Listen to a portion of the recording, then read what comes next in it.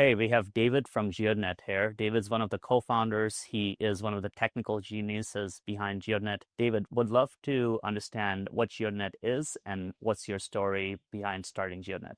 Yeah, thank you for having me. My name is David Chen. I'm a co-founder of Geodnet and also head of blockchain. So Geodnet is a decentralized RTK network. It's built for provide much higher resolution than traditional location service. Like a regular GPS, the signal arrow is about 1 meter to 5 meters. And because we using a lot of decentralized ground-based stations as a reference data, we can achieve centimeter level accuracy. So centimeter level is like this. So Geodnet is trying to provide a sustainable, consistent global coverage of RTK network. Actually, there are a lot of businesses using our network already. So we have about 40 to 50 paid customers, Web2 customers, and we have about 5 million USD ARR revenue purely for data service. Our network is about 20,000 base stations and it's still growing. And we hope that will be the powerhouse of the accuracy location service, also for robots, drones, and a lot of other applications. So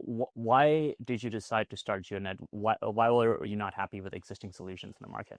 Yeah, so I want to get a little bit of my background. So I get into blockchain space back to 2013. I was, active in local meetups where a lot of the crypto people there in Silicon Valley. So I get into crypto space back in 2013, and I become full-time developer in blockchain in 2015. So I was personally involved in a couple of blockchain projects. One of them is the first public blockchain in China called Jintong. So I also involved in another project called MOAC, which is a layer 1 plus layer 2 solution. So I've been working on those projects for multiple years. And let's fast forward 2021. I met my other two founders, Mike and Yudan, and they are trying to solve the GNS network, RTK network. They tried traditional way, like, from the centralized approach to deploy base stations. And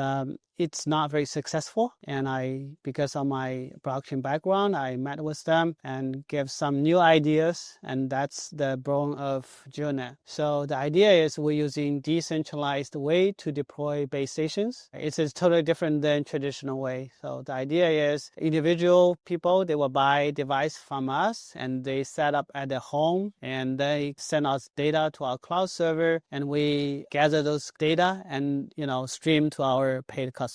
Interesting. So the big difference between traditional providers and you is that you're having, let's say, everyday people go set up these miners. They're buying the miners, so the capital costs upfront are minimal for you. Is that kind of the big difference? Is that the other, let's say, a new network for RTK would require massive investment upfront if doing it the Web2 way? Yeah, exactly. So for traditional way, you need to secure a lot of capital. You need to, find a lot of places. Especially we want to expand internationally. Different places have different policy requirement and, different ways to achieve. So it will be very difficult for a, entity like a regular company to do that. And using decentralized way, it's like not just like a cost wise, it's much cheaper. You don't have upfront costs.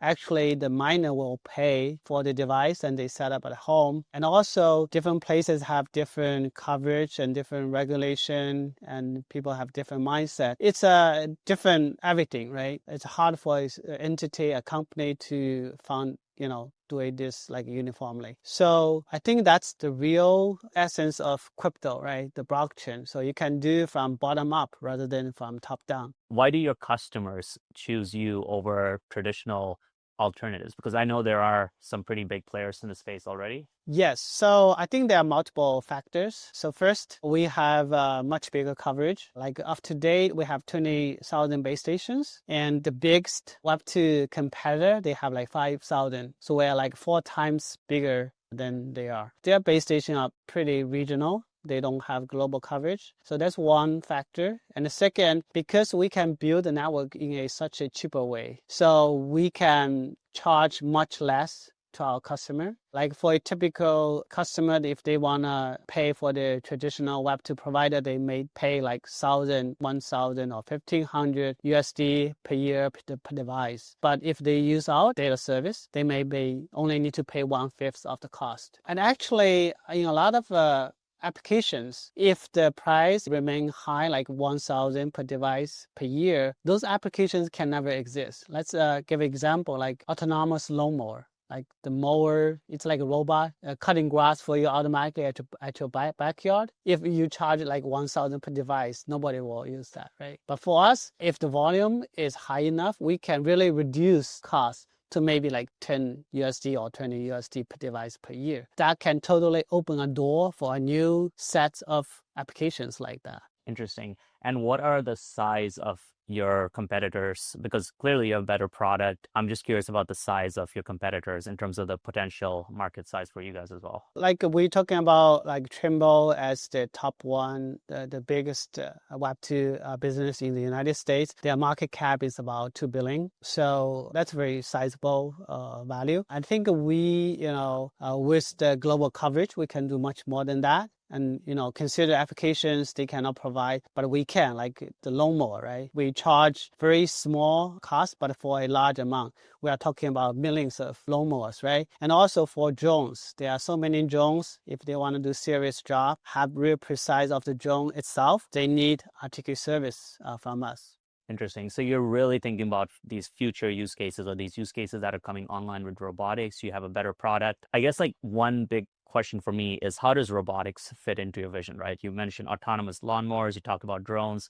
Where do robots fit in and how does that affect your potential market size? Yeah, so like for drones, and you can treat drone as a robot also, right? A robot fly in the air, right? So for all those robots, if you want to do any kind of intelligent work, you need to be aware its location, right? Precisely. We are working with a project, the scooters. The scooter company need to understand or need to know that scooter is parked in some place. If it's on the road, they need to send somebody to, pick it up and put on the sidewalk. If using regular GPS, they cannot do that. They cannot tell if the scooter is on the road or on the sideway. So if using Geodnet, using RTK service, you can really precisely know up to centimeter level where the device is. And if it's on the sidewalk, you don't need to care about. If it's on the road, you need to send someone to pick it up and put on the side. So like if we have more robots on the street, on the working field, and in construction site, you really want them to have much better accuracy of the position. So first the robot needs to understand where it is. And also if you have a collaboration between robots, right? They need to know the relative distance in a relatively accurate way. So it sounds like robots are going to need very precise positioning data, which makes sense. If they're expensive devices, let's say there's a Tesla Optimus that's like 50K, you want to know exactly where it is. You don't want a 1 meter, range of error, because a 1 meter range of error could be under a ditch somewhere, right? Like it needs to be exact, like down to the centimeter. What you're saying is as the robotics TAM grows, your potential TAM also grows a lot more with it. You guys are like essentially a picks and shovel play for robotics. Yes, so once the network is set up, so we can provide services to one robot or 100 robots or 1 million robots. We don't need to, it's just like a, network effect, right? We don't need to add too much infrastructure to serve 1 or 10 or 1 million. So for us, it's saying once the network is set up, we can power millions of robots. Got it. And are you seeing a lot of traction in the robotics space right now with your customers? Yes, we do. Actually, we are working with a couple of also crypto-based projects, like Rover is one. Basically, what they do is like they have a car mount device doing LiDAR scanning of the 3D of the road, and they need to have a precise location of the device itself so they can reconstruct the 3D space, 3D point clouds more accurate and faster. And we have other projects that scan the surface of the road from the air, and if the position of the drone has much accuracy, it's much easier for them to reconstruct the 3D bond of the surface. Got it. So Rover essentially sounds like it's solving some big problems for autonomous vehicles. Yes. So you can imagine, adding in the future, any self-driving cars, they will have powered by Geodnet.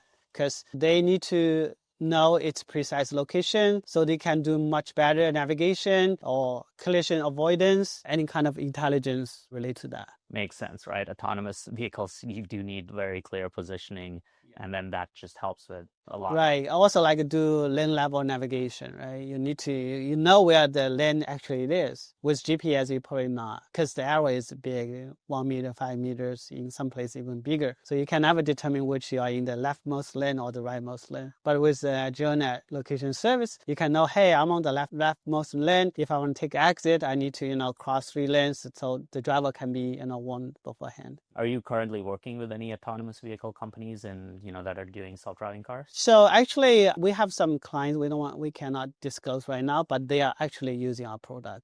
Okay, amazing. That's awesome that you have people in Web 2 that are using a Web 3 kind of deepened network to power their products. Yeah, so actually that's why I said, so Web2 customer, we have already like 40 to 50 paid customers paying for us. Some of them are, self-driving car companies, some of them, farmers, and some of them drone operators, surveyors. We have a big range of customer base. They use, RTK network, the Geodnet in a very clever way.